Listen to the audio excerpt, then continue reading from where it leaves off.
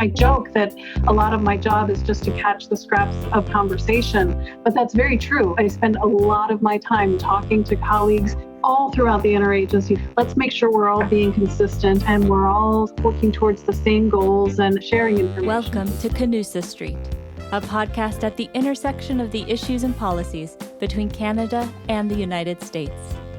Here are your hosts, Scotty Greenwood and Chris Sands.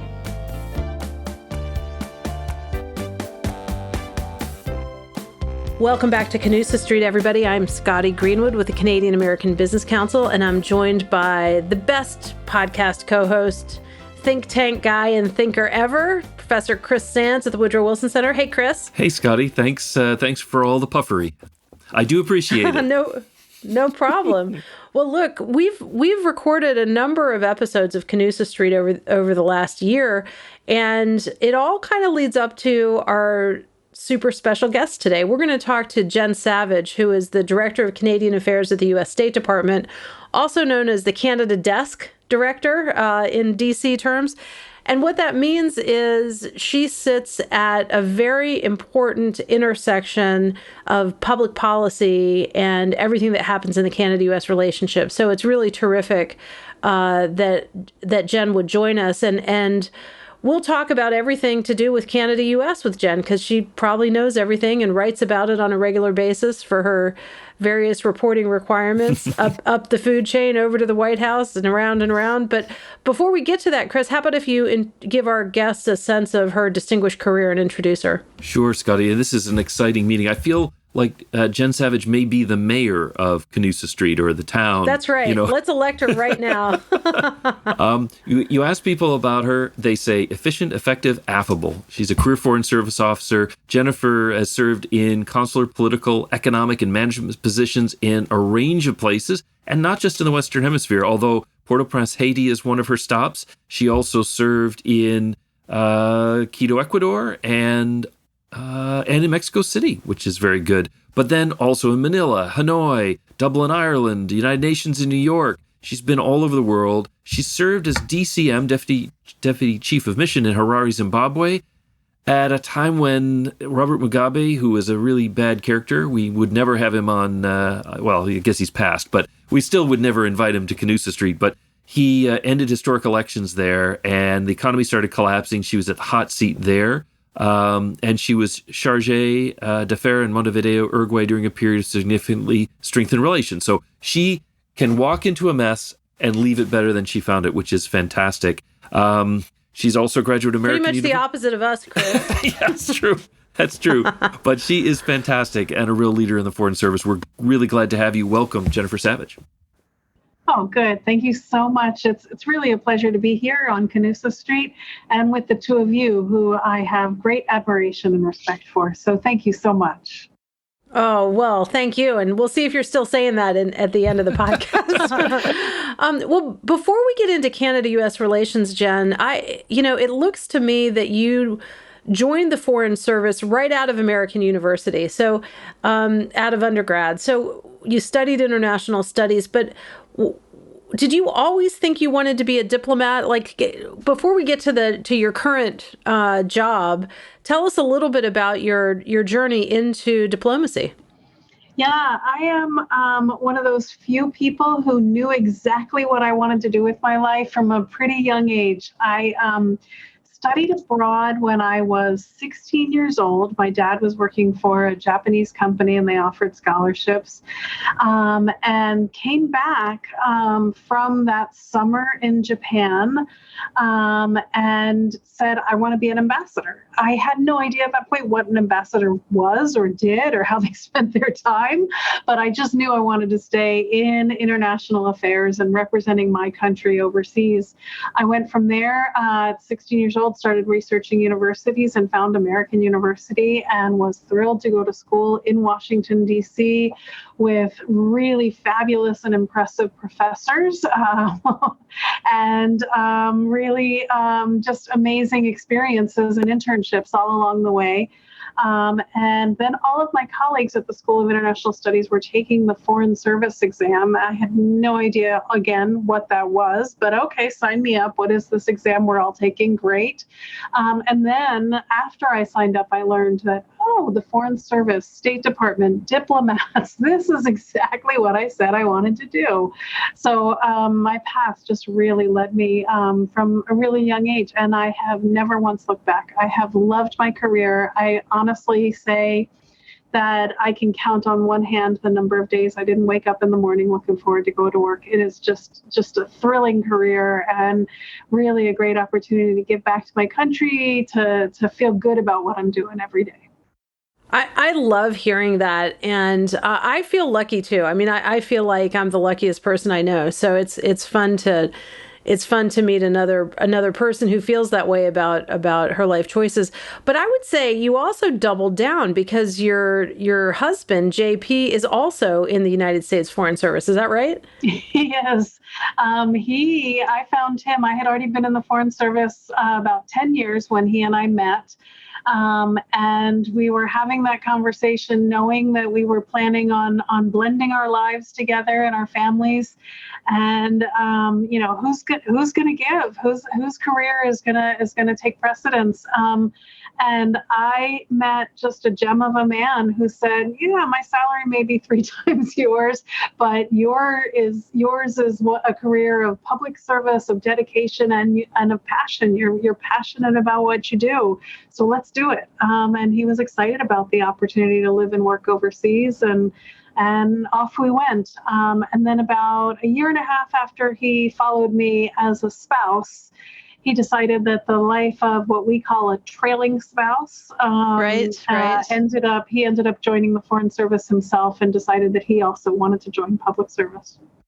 So that's cool. And now, do you, if people don't know the Foreign Service, I happened to be in it for a million years ago. You bid on jobs, and so you serve in your posting for 3 years roughly, and then you start to look around and see what's out there in the world. Where are there vacancies? Where will there be vacancies when you're available? And if both of you are now looking, or do you bid to, how does that work? Does the State Department care that you're married to somebody in the Foreign Service and say, well, we've got a job for you as an econ officer and him as a admin? I don't know. Give us a little vision into that. It was easier at more junior levels of our careers. And my husband is also just a great champion of my career. And again, I have to say, I found a real gem out there.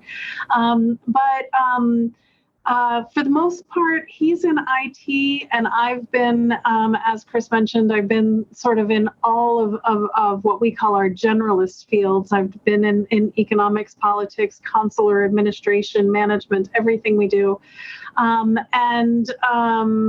That pairing has been able to work out really well because we weren't in each other's supervisory chain.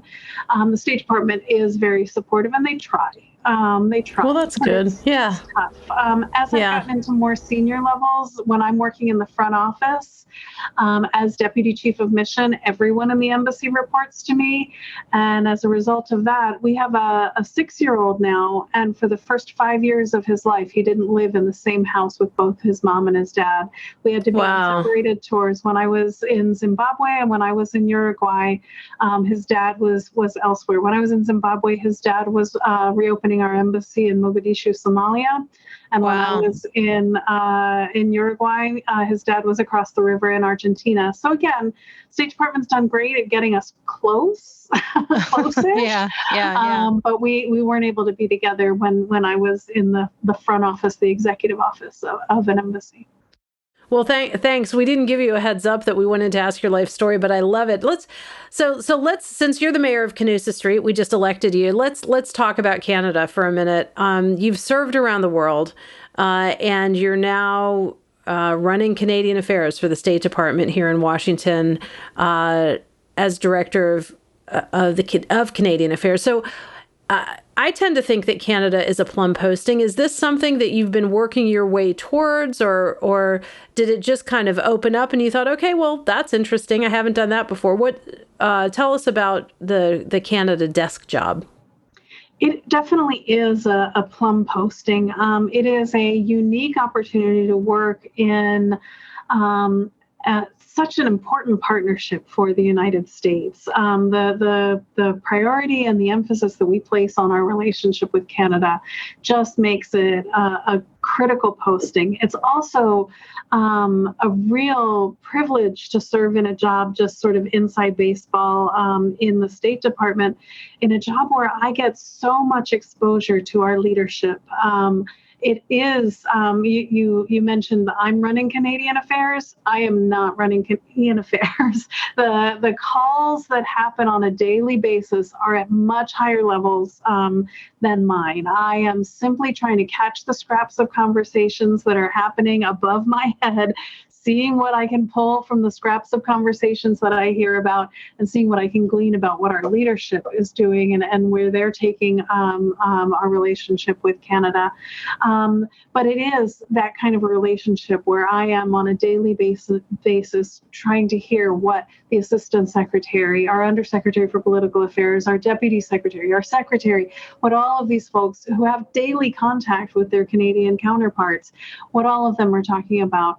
And from that, we try to shape, direct, make sure that we're putting emphasis on the right priorities, the important initiatives that we're trying to push forward. So it truly is a privilege to be here on the desk. I want to ask you a little bit of a follow-up on that. And Jennifer, just to get a sense of how the State Department, which in a place like Zimbabwe, other than maybe Department of Defense, you're really the lead, and you really are the lead on the ground. With a country like Canada, there's just so much interagency because so many of the domestic policy agencies are having conversations with Canadian counterparts that may be federal, provincial. How do you navigate in that world where you talk about what's outside your reach within the building and within the State Department, but it even goes further than that because there are a lot of people having conversations and you're not going to know about all of them, but how do you manage? Do you see that as you're the coach? Do you try to get control of it? How do you add value in that kind of crazy environment, which must be very tough? Yeah, we absolutely don't try to take control of it. You're very, very right. The Canadian Embassy here has just vast contacts all throughout Washington. Within the embassy, there are entire sections dedicated to following what's happening on Congress, what's happening elsewhere in the interagency.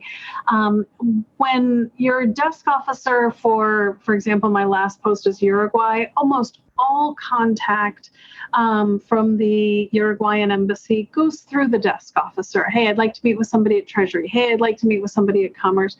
All of that, the desk officer in the State Department would be making contacts and introductions and setting up those meetings. With Canada, again, the relationship is so sophisticated, and our Canadian embassy counterparts have their own vast network of contacts. So for us on the desk, we've made a very conscious effort. We are not going to try to wrangle all of these contacts and relationships. We're not going to try to manage all of this. It is just far too extensive. But what we try to do is build really strong relationships with our counterparts so that they feel very comfortable chatting with us and telling us about a conversation that they just had.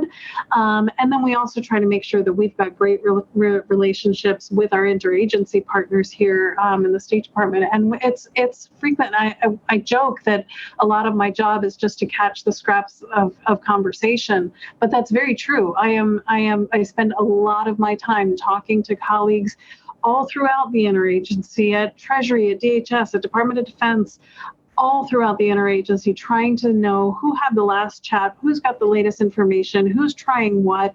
Let's make sure we're all being consistent and we're all sort of working towards the same goals and that we're sharing information with each other. So it really is sometimes a bit like herding cats, but often the fact of the matter is, when you're herding cats, they're all heading off in different directions. The fact of the matter is it's far easier with Canada because because we are all heading in the same direction, even in the interagency. And when we talk together with our Canadian counterparts, we're all trying to accomplish the same things. We share the same values and the same goals. So it's far easier than herding cats. Absolutely. And you were just at the North American Leaders Summit. We talked a little bit with Brian Nichols and he gave us kind of a summit preview. I wonder how that was, because those are moments where you're really, it is Canada-US, but you're adding a third factor, which in this case was Mexico. Often Canada seems to be in all the clubs. So they're kind of on the summit tour. You'll see them at NATO. Not all the clubs. All right, not all. They want to be in all the clubs, but they're in a lot of them. They are in a lot of them. Well, I can't resist. True. They're joiners and they would like to join more. But I guess what I was kind of getting at, there's a level of this relationship where the leaders are running into each other, at this meeting, at that meeting, and they're having contact maybe more regularly than you will with, say, the U.S. ambassador even, just on a face-to-face basis. How do you support that kind of conversation and kind of keep the continuity of the threads? And when you talk about hearing little things, like there's a little moment where the two leaders are talking, hey, we should do this together. And then, of course, somebody has to actually do it or prep it for the next summit. How do you manage in that? Is it just a stream, or do you feel that you're pulled and pushed in different directions as you go from one summit to the next? Well, it's even more difficult than that, in that I was not in Mexico City. I did not. You had to do the backfield. You were here on ground control. Exactly. We try to keep our teams on the ground fairly lean and limited and really focused. And I could do more to be of assistance, frankly, here from Washington, making sure that everybody had what they needed. I could do more from here. But again, as you know, that just ups the level of difficulty a little bit more. I have to rely a lot. Each of our, what we call principals, each of our major travelers gets a control officer who manages their schedule and helps ensure that they get to all the right events, have all the right materials. And so I am in touch with the control officers constantly. How's it going? What do they need? What are they being asked about? Do they have the right information to be able to answer the questions they're being asked, and making sure that again, we're all still singing off the same page, marching in the right direction, all of those things, making sure that we're all coordinated and working together towards the same goals. Now, is it going to be the same for the upcoming meeting of President Biden visiting Canada, or do you become more the central node for a meeting like that, or will you be much more involved because it is bilateral and because it is in Canada proper? It will be very, very similar. And this is sort of the nature of these highest level visits. When the President of the United States travels, the White House runs his travel, and the White House runs the agenda, plans the agenda together with our Canadian counterparts. And that is something where I am just sitting here in Washington, firing off information to whoever needs it, making sure that everyone, again, air traffic control from here. It's different when, for example, the Secretary travels to Canada, as he did last October.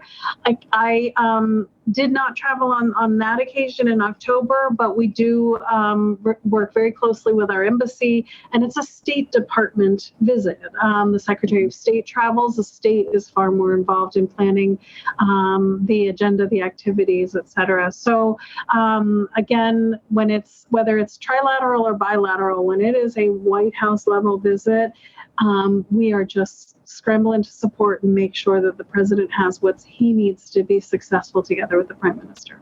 That's amazing, and you do someday, great work. Chris. Yes. What? Yeah. What are you thinking? Someday we'll have to do some war stories on presidential and secretary visits. I've been involved in a bunch of them, and there are always fun stories to tell. But while we have Jen here, I want to ask a little bit about the policy agenda for the upcoming, coming out of the North American Leaders Summit in Mexico City, and then in anticipation of the bilat and going forward. So let me start with this, Jen. How much of the Canada-U.S. work that you undertake is truly bilateral, Canada-U.S. issues, whether they're trade or border or whatever? And how much of it is more multilateral? How Canada and U.S. collaborate together on global challenges. And an example of that would be the U.S. would really love for Canada to take a massive leadership role in Haiti. I know you served in Haiti. It's top of mind for many of us now. So how much of it is Canada-U.S. versus multilateral in the world, would you say, just generally? I think there's a really good balance between the two. Canada is our global partner. I mean, I think Canada, I remember actually, sorry, a little bit more inside the State Department, but I remember when I interviewed for the job, I had prepared and studied a lot about domestic politics and the structure of government in Canada, and was prepared for any question on Canada. And the first thing they said to me was, we're not going to ask you about Canada at all. We're going to ask you about everywhere else in the world, because our first call, anytime there's a crisis or a new development in the world, our first call is to Canada. So if you're going to work the Canada desk, you've got to have a good sense of the rest of the world. So that really sort of is representative of our partnership with Canada on all global issues. And that is absolutely a priority. At the same time, we have a close partnership with our neighbor, Canada. And that is where the bilateral, whether it's border travel, whether it's economics and commerce and trade passing across the border, whether it's working together on diversity issues or healthcare challenges, all of these issues and security challenges, these are bilateral issues that we can tackle together with Canada. And so it's a really sort of balanced agenda in terms of our workload. That's really helpful. Now, we're going to take a little break, but when we come back, I'd like to ask Jen about something that I know she thinks a lot about, which is the future of the Foreign Service. And maybe we'll add to that the future of the Canada-U.S. relationship. So let's take a break and we'll come right back. The Wilson Center's Canada Institute is a proud co-producer of the Canusa Street podcast. For more insights and analysis from the world's leading think tank on Canada-U.S. relations, please visit us on the web at www.wilsoncenter.org. Welcome back to Canusa Street, everyone. I'm Chris Sands. I'm here with Scotty Greenwood, my fabulous co-host, and we're talking to Jennifer Savage, who is the Director of Canadian Affairs at the U.S. Department of State. And when we were last chatting, right before the break, Scotty, you were about to introduce another line of questioning, so over to you. Yeah, I want to talk about the future. Jen, before we'll set Canada-U.S. aside for just a moment. Future of the Foreign Service, it's something you think about. Tell us what it is. What are the challenges and opportunities? How do you think about the future? What should the greater world be thinking about when we think about United States Foreign Service? Yeah, it's not just me thinking about modernization of diplomacy and the future of the Foreign Service. This is something that Secretary Blinken has a strong agenda for modernization of diplomacy. I would also note that Canada and the Canadian Foreign Service is also looking heavily into it, and we just had a delegation of parliamentarians come visit the State Department to have a conversation about what the Secretary's modernization efforts look like. It's an important conversation. We have to acknowledge that the way diplomacy has been conducted for decades and generations is going to have to shift and change to deal with modern realities and modern challenges. There has to be a shift in the use of technology. There has to be a lot more sort of mobility in our technology and the ability to get out from behind the walls of embassies and to get out from the community of political leadership in the countries where we serve and really speak to our host country nationals, and in my case, speak to Canadians at every level, far from Ottawa, far from political leadership jobs. I want to talk to Canadians in small towns far from Ottawa, and understand what are their concerns and what are their thoughts about the United States and our relationship, and what should be my priorities from their opinion. I think, again, I mentioned that technology needs to change. In terms of our staffing, I think I've been really proud and pleased. Secretary Blinken has put a real emphasis on making sure that our hiring is effective, and that we're hiring a State Department, a Foreign Service Corps that represents the United States truly and looks like the United States and has the best interests of the United States at heart. And so that we are truly a diverse organization with diverse inputs and opinions.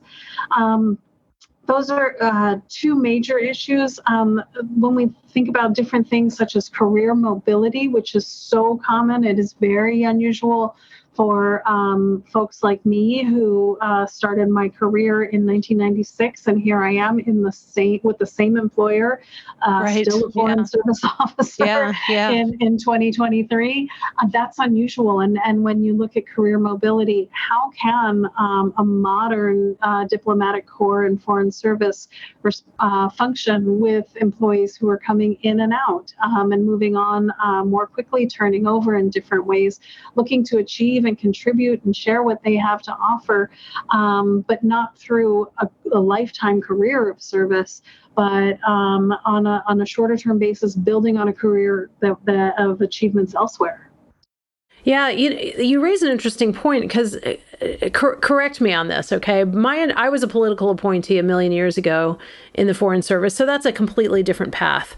But if you're joining, through the front door, joining the Foreign Service, you've got to take the Foreign Service exam, which is written, or online, actually. If you make it through that hurdle, you then have an interview process. And there are several steps along the way. And I think it can take like a couple of years, can't it, Jen? From the time you sign up to take the exam, assume you do well and get through. Like, isn't it literally a couple of years before you would get your first offer? Yes, it can be. In my own case, I took nearly 2 years from when I first took the Foreign Service exam until when I entered. And that was a common experience in the late 90s when I joined. It still can be a common experience today. It also can be much faster. There is still a requirement for a written exam. There is much more emphasis now on looking at your resume, your background, what you bring to the job, and that is a new feature of modernization, where we're looking to pull in candidates with different sorts of backgrounds. You have to pass oral examinations. You have to get security clearances and medical clearances. Right. All of these things take a great amount of time. But they're looking to speed it all up because there's no way we're going to compete with the private sector or with other elements of the public sector if we're still taking this amount of time to bring people on. By the time they're actually coming on board, they've moved on with their lives and may no longer be in. Yeah. And it strikes me, Chris, I'll ask one more and then back to you, but it strikes me, it's interesting to hear you say this, Jen, because another sort of feature, I think, of the U.S. Foreign Service is there's one basic path. You join, and then you do your junior posting abroad, stamping visas. And so to try to recruit people that are diverse, perhaps mid-career, but send them back to the most junior job there is, no matter what their life experience or their professional experience, it strikes me there's a bit of a mismatch there. So if y'all are taking that on, bravo, because that's going to be a cultural change from the people that have been doing it the same way for a bazillion years. Yeah, it is. It's something that I wouldn't say we're looking at a total sea change there, but we definitely are looking at ways to hire more mid-career. But it still is true that if you come in through that exam process, you have to start entry-level consular career. And I wouldn't write that off as as, just sort of a rote stamping visa sort of process. You learn critical skills of diplomacy in those positions. It's very quick analytics where you're analyzing the visa case in front of you. It's quick decision making. It's good communications. It's cultural understanding of the country in which you're working on. It's all the basic skills of diplomacy. So it is still an important start and an important formative process of the career. But I do know that it is very, very hard for people who have a career full of accomplishments. Again, my husband joined with a full career behind him, and he came in as an entry-level IT specialist and had to come in and, he'd gone from being, a senior executive and then was, reporting to buried, with 6 bosses above him between him and the executive office. Right. It's something that a lot of people choose to do to join the Foreign Service, but it's something I think that we need to look at in the Foreign Service, whether that's necessary. I want to take you back to something we talked about earlier on, which is how you got started with this. And it was a study abroad experience. And at the NALS, one of the announcements or the deliverables that impressed me the most was this idea of looking at North American student mobility and giving young people a chance to study abroad. Places like Canada, often, if you speak only English, you can do okay at many of the great universities there, or studying in Mexico, which I think, particularly for Canadians who don't always have that experience with Latin America, can be very good. I'm also conscious that we've just come through COVID, and there are a number of young people who, started international studies and had to do it through Zoom. They didn't get to visit that country. They didn't have that experience because we were all locked down and travel was essential only. Can you talk a little bit about the role that had, not only for you, but the priority of getting people to see each other face to face, despite the fact that even now we're on a Zoom call and doing a podcast, but the value of that face to face contact, because it was so important to you. And I hope it becomes part of what we're encouraging in the next generation. Yeah, it absolutely is critical. And I think this is why there was such an emphasis on student mobility at NALS. And there has been for many years. We have been looking at enhancing those student relationships, particularly relationships that are longer. My own was a summer study abroad program during high school. But if you're spending a semester abroad, if you're spending even more than a full year abroad, or studying abroad for choosing to do a master's program overseas, you have an experience of immersing yourself in another culture and truly understanding and building affinities for the culture in which you're living. And those are affinities that carry you forward. So I think the efforts to expand student mobility are critically important. It also expands beyond just what you think of as the traditional student. There certainly is postgraduate study student mobility, looking at master's and PhD students. But I think there also is an effort to ensure that in the private sector, we're ensuring exchange programs. And there are a lot of multinational corporations that are welcoming interns and students from overseas. Come learn about, some element of our company, of our workforce, and all of those increase that mutual understanding piece of it that's so important. So yeah, I think it's very difficult right now coming out of the pandemic, where a class of students have missed those opportunities for study abroad. But I'm still hopeful that all of those with any interest, and even those who don't even realize they have an interest in international studies, but I hope that a lot of folks will be able to get some international experience, either at the postgraduate level or through their work. Everyone has to travel for work. This is a global world right now. I know a lot of people on the European side who find the Erasmus program, being able to study in each other's countries, is a real boost. So we need to think about how we can raise a generation to take over this North America of ours, and the Canada-U.S. relationship in particular. So anyway, I'm pontificating. This is because I sell degrees and I'm all about travel. So we gotta Got to get Scotty We back love in it. here. We're always recruiting and always giving pro tips to Chris's students and large network of fans and admirers. I just want to ask one more question, Jen, if I could, which is, as you were preparing for your interview and learn everything about Canada, which you were not asked about, and now that you deal with, you wake up every day thinking about Canada-U.S. relations, just as Chris and I do. There aren't that many of us in the world. The people in the embassies and the folks in the State Department, but there aren't that many of us. So as you consider the Canada-U.S. relationship, what do you think is the most vexing issue that our two countries face? Gosh, we have a number of challenges. I think a lot of them we have plans to tackle, but some things that occur to me are things like supply chain integration, making sure that we are not offshoring production of semiconductors, but nearshoring or friendshoring are all these common buzzwords now, but making sure that we're working together and bringing production of semiconductors home.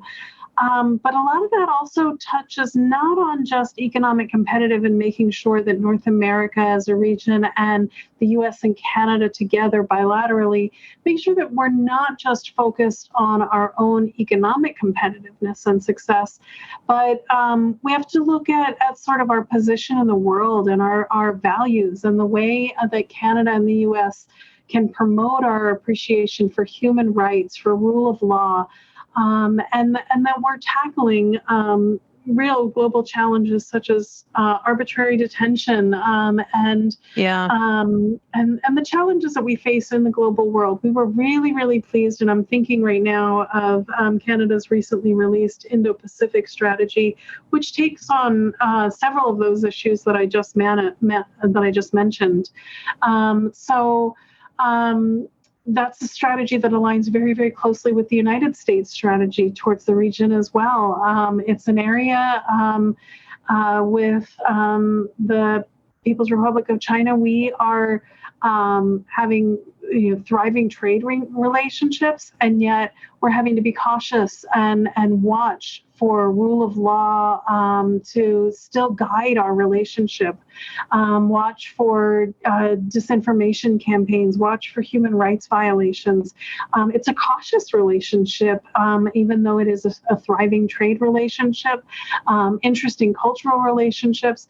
And the United States and Canada are in lockstep, navigating these really tricky waters together. Well, you mentioned supply chains, and I think one of the first steps with supply chains is understanding what that metaphor means, because it's not obvious to people how all the companies that are involved that we never know about. We just know the label on the box, but we don't know all the people who contributed. There are a lot of issues like that where you don't see how it's all made, and you have to kind of convey a concept. And I wanted to ask you about one in particular that also has been part of really the last several Canada-U.S. high-level meetings, and that's a discussion of diversity, equity, and inclusion, and the promotion of those things in the relationship. When you talk about our Canada-U.S. common values, those are things we share, but where I'd like to maybe see if you could shed some light is, how does that translate from, I don't want to dismiss it as virtue signaling, just saying nice things because nice things are nice, to action that can actually make a difference in people's lives? I mean, how does that translate in your mind, and where can the countries make a contribution that's positive on the DEI, the diversity, equity, and inclusion agenda? Absolutely. You've just sort of pitched a question that is just one that goes straight to my interests. And it is just the easiest answer I can give is when you embrace democracy as strongly as the United States and Canada do, when you are passionate about promoting democracy and rule of law, how can you do that if you're working in a democracy where not everyone has a voice? everyone needs to have a voice in democracy. And that is why it is so important not just to talk pretty talk about diversity, equity, and inclusion, but to work towards true democracy, equity, and inclusion at home and abroad in the countries where we serve, to make sure that every voice in the countries where we are has an opportunity to shape the policy of the country, of their own country. You cannot be promoting democracy as sort of the best model, forsaking all others, unless you really are actively working in a democracy where it is a representative democracy representing all voices.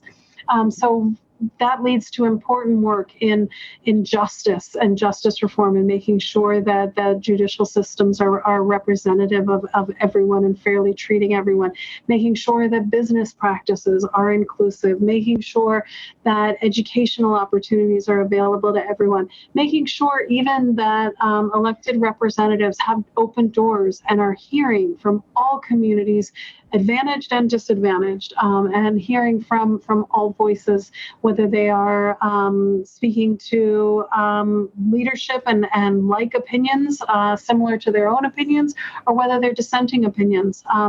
Our elected leadership worldwide all needs to be open to all voices within their communities. And that is where work on diversity goes from just being theoretical and nice, pleasant talk to no, we have to actually get this organization to have a voice. This individual has to have access to speak truth to power. Fantastic. Jen, I love that. I love that answer, and you can feel your passion. Well, listen, what a wonderful conversation. Thank you for spending time with us. You're busy every day, but busy particularly now in between a trilateral and in the run up to a bilateral meeting that involves Canada and the United States. So, I want to say thank you, and look, we're here for you, and look forward to celebrating on the other end of the bilateral visit all the great things that Canada and the U.S. are doing together. So thanks for joining us. Yeah, I don't know that we've really talked too much about the bilateral opportunity, but President Biden announced his visit to Canada in March. We don't have specific dates yet, or events or destinations ready to announce, but it is an exciting opportunity, and it's true. It's just clear the commitment to the relationship that we have with Canada, and we're really, really excited to use this visit to sort of advance even further our shared goals. So really excited. You've traveled around the world, you've served in a lot of places, but now you've really got a career highlight. You're working in a country that has the best podcast ever. No, it's a pleasure to be with both of you. Thank you so much. Chris, I'm biased, but I love talking to people in the State Department. I used to work in the State Department a million years ago. Actually, when Jen was graduating from college, I was getting appointed by President Clinton to go to Ottawa, and you were well into probably, I don't know if you were tenured by then, but you were well on your way.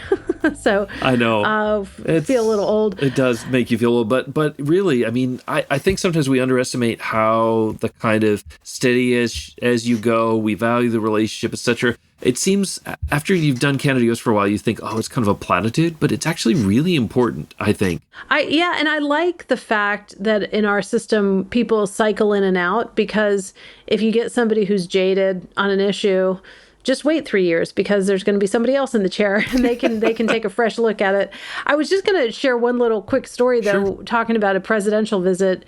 When President Obama actually was visiting Canada for the first time, I was talking to folks at the U.S. Embassy in Ottawa, and they were thinking about what to do with the president, and they were talking about what would a good OTR be. OTR is an off the record, so it's a well orchestrated and well planned movement that feels spontaneous to the outside world. And I am pretty sure, I don't know if other people think that they thought of this, but maybe they did and we all did, but I recommended the Beaver a Tails bakery in the Byward Market. And the president went into a bakery. He bought cookies. There's a picture of him in that bakery, and he brought them home to the girls. And the reason for that suggested OTR, having done a whole bunch of presidential visits for various presidents, is it was really close to the U.S. Embassy. You could get in and out. The pictures would look good. All of that. Yeah. So. They are the embassy and the White House and all the various folks and the Canadians are in full force right now planning President Biden's trip to Canada. And every minute of the schedule will have meaning. And, our listeners can count on us to unpack it, describe it, analyze it with the various people that participate before, during, and after. So it'll be fun to have this will be our first presidential visit on Canusa Street. It is, and it will be. And, it's funny, when you said President Obama's visit, I immediately knew what you were going to talk about. I know about that moment because it was what people remember. Even now, Canadians will remember Obama. He bought a cookie. It's great. How you can kind of capture a friendship and reveal the humanity of a leader, that they're people too, and that they're likable and they're approachable, just has this positive effect, signaling in a way to the rest of the country to, we get along despite all the ups and downs. And you were brilliant at that. That was, I knew that would have been you. So you're very good. Well, there might have been others that thought of it too, but I definitely pitched the idea and they did it. The other thing that people like us see is these two leaders, meaning Prime Minister Trudeau and President Biden, have a comfort level and a friendship with each other that is palpable. And when you talk to the people that were in the room with them a few weeks ago in Mexico City, they said you could see the visible relaxation when the two came in to talk to each other, that it's like, okay, this, it's different when you're gearing up to do battle, with a leader for whom you need to press them on a certain issue or we don't share their values, as Jen says. But in the case of Canada and the United States, not always, but right now in this moment in history, our two leaders, be they different generations, be they have different life experiences, but they seem to be fond of each other. And I think that matters. I think it matters too. And I think it matters more now than ever because our corner of the world is doing all right, but it's a very perilous world outside of the Canada-US space. And what's great about the Canadians is they're there with us. As many places as they can, they step up, and there's more work than any of us can do on our own, but it's great to know that we have a partner that is globally minded, like Canada, to work with on these things. So, yeah, and actually, just as we wrap, one shameless plug here, as we're talking about presidential visits, if our listeners want to go back and listen to the podcast episodes we did on the book With Faith and Goodwill. Oh, right. That's a book we Canadian American Business Council published on presidents and prime ministers through the years together, including to the present day. So go back and listen to that podcast if you want to start getting smart on the history of presidents and prime ministers together. That's why people come to Canusa Street, Scotty, to get smart. And they get all the smarts is from you, Chris. No. All the from the bad guests, jokes from and you. puns are from me. Well, it's always great a pleasure. To see you as always. Thank you. You too. This podcast is brought to you by the Canadian American Business Council and the Wilson Center. If you like this episode, help others find our show and give us a rating on Apple Podcasts or Spotify.